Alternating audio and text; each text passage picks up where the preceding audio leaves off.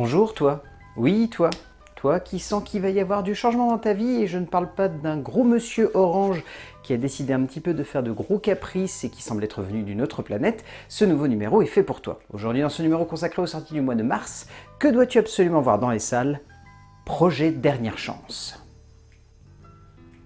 Un retour est souvent complexe pour un auteur, car nombreux sont les cinéastes à se chercher, à se perdre, à se trouver parfois, à maladroitement se planter, mais surtout qui veulent revenir de loin parfois, offrant ainsi un besoin salvateur de revenir aux origines même de leur cinéma pour donner lieu à quelque chose de surprenant pour nous, dans notre fauteuil, mais surtout pour eux, en accomplissant ainsi un devoir de créateur, celui de se comprendre pour mieux nous comprendre. Le retour du duo Lord Miller à la mise en scène était quelque chose que j'attendais depuis de nombreuses années et qui méritait un si longtemps d'attente pour les voir revenir aux commandes d'une adaptation pas si étonnante que cela quand on connaît le duo, mais qui prend surtout ici la forme d'une aventure particulièrement cool, celle d'un voyage spatial qui surfe clairement sur une veine évidente d'un cinéma de divertissement s'essayant au portrait de l'apocalypse, mais avec une idée délicate et touchante, celle que l'émotion doit être plus forte que la tension, et c'est dans cela que le duo puise pour faire de ce projet Dernière Chance un pur film d'action et de fun qui fonctionne particulièrement bien.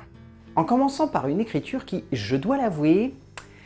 me faisait un petit peu peur. Dans le sens où Drew Goddard est un auteur que j'aime, mais qui peut parfois se perdre un peu dans sa conception du cinéma. Mais il faut bien avouer qu'avec la base de verre, il parvient à offrir un moment d'écriture et de personnages qui, je trouve, sonne comme beaucoup plus équilibré et audacieux que ne l'était Seul sur Mars. Et en ce sens, l'auteur me réconcilie fortement avec le travail du romancier et donne ainsi envie de découvrir pleinement son travail écrit au vu du résultat cinématographique. Pour compléter cela, il faut bien avouer que le duo Lord Miller prouve une nouvelle fois son inventivité. Leur mise en scène sonnant comme une pile électrique à laquelle on n'aurait pas remis de courant depuis maintenant de trop nombreuses années, et cela que ce soit dans le découpage, le mouvement ou simplement le jeu entre tension, émotion et drôlerie, le duo sait comment encore une fois nous emporter totalement dans une vision du cinéma qui peut sonner comme explosive et comme assez déjantée, mais qui au final, surtout, sonne comme d'une générosité et d'un fun qui rend l'ensemble non seulement divertissant, mais surtout passionnant à suivre. Et cette passion, on la ressent aussi dans l'ensemble du casting.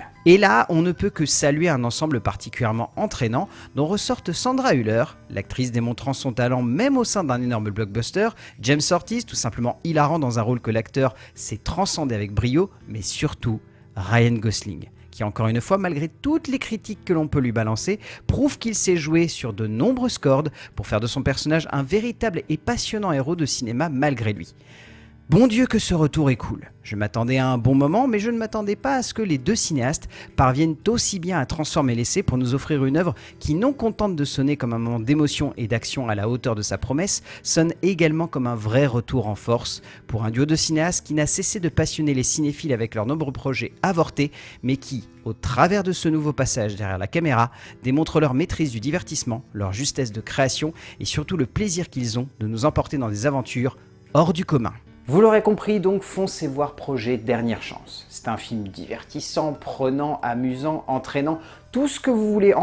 mais surtout, c'est le retour d'un duo de cinéastes qui prouve avec ce long métrage qu'il n'a rien perdu de sa superbe et surtout de sa créativité.